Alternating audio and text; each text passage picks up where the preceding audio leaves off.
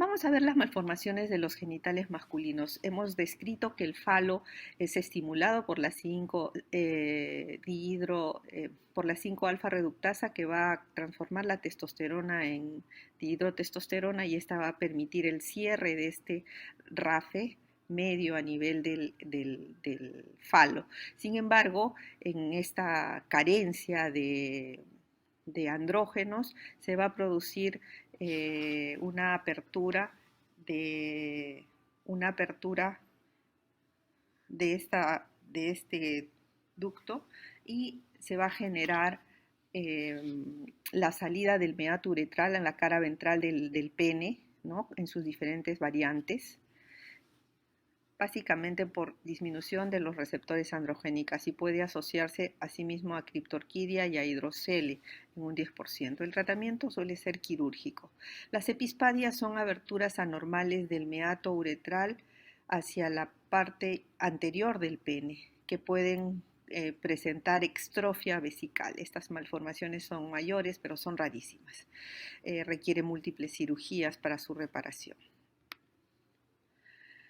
La disfunción gonadal femenina, vamos a tener la pseudointersexualidad, donde vamos a encontrar un cariotipo normal, un genotipo 46XX, tienen ovario pero no testículo por masculinización de los genitales externos. Esto básicamente es debido a la hiperplasia adrenal congénita. Esta hiperplasia adrenal congénita básicamente va a tener como causa la falla en la síntesis de hormonas a nivel de la corteza suprarrenal. Y entonces va a haber deficiencia de dos enzimas. La más frecuente es la 21 beta hidroxilasa, ¿no? Dentro de la síntesis que ustedes ya conocen, tenemos al colesterol como principal precursor, que va a convertirse en pregnenolona, en progesterona, y mediante la 21 beta hidroxilasa se van a convertir por una vía en el aldosterona y por la otra en cortisol. Estas vías quedan bloqueadas y todo se va a inclinar hacia la zona de la dehidroepiandrosterona y androstendiona. Entonces esto va a dar un incremento de andrógenos y también de los metabolitos de los andrógenos, que son la testosterona, la dihidrotestosterona, lo que van a producir un hiperandrogenismo, ya sea en el feto femenino sobre todo y en el masculino. Vamos a tener una deficiencia de la aldosterona, una disminución del volumen sanguíneo y todas las consecuencias que significan la deficiencia de aldosterona y también de cortisol. En este caso es necesario dar terapia, ¿no? La terapia con el cortisol y la aldosterona para poder suplir esta deficiencia. Se heredan con carácter autosómico recesivo estas malformaciones y se presentan en el 95% por 21 beta hidroxilasa. En cambio, la 11 beta hidroxilasa va a ser mucho menos frecuente. Básicamente es déficit de la secreción de cortisol, como ya referimos, y de la aldosterona.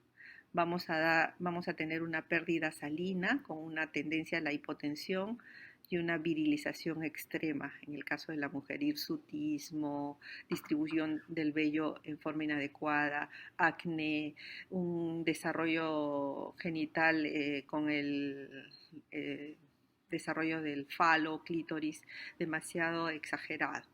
Esta forma clásica en la que existe una macrogenitosomía en el varón y un grado variable de virilización en los genitales externos de la mujer.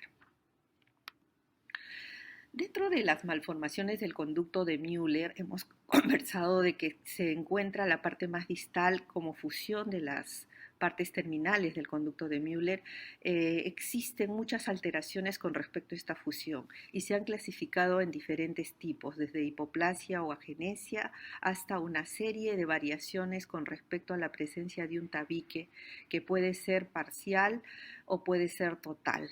Y entonces nos va a dar una variación desde la clase 3 hasta la clase 6 en relación a las diferentes malformaciones uterinas.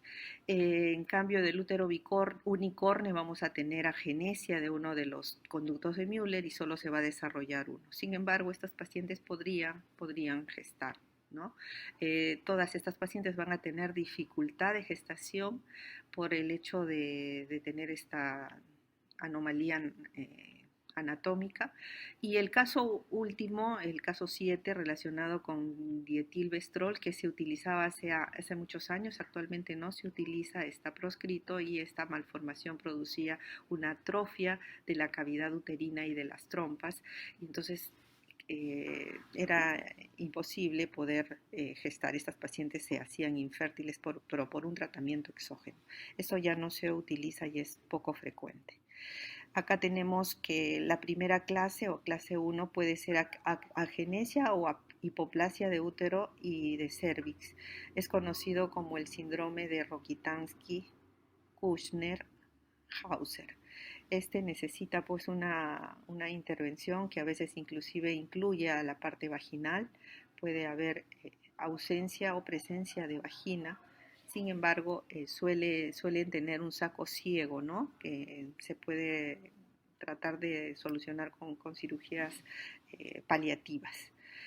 Acá tenemos las otras clases de útero, didelfo, unicorne, que básicamente son las variaciones de la presencia de tabiques que no se han reabsorbido adecuadamente y presentan una tabicación, ¿no? Esta tabicación también tiene que ver con la infertilidad, ¿no? Suelen haber implantaciones del embrión en la zona de los tabiques y generan abortos en muchas pacientes. Sin embargo, si la anidación es en otra zona del útero, las gestaciones suelen ir sin problemas. El 25% de estas malformaciones se asocian a malformaciones de vías urinarias, ya sea de los uréteres, básicamente, ¿no? Y problemas renales, uréter doble, triple, etc. El quiste de Gardner está dentro de una de las partes de la práctica. ¿Qué es el quiste de Gardner? Es un quiste que se presenta en muchas mujeres entre la tercera y cuarta década de la vida y va a corresponder a un rezago del conducto mesonéfrico.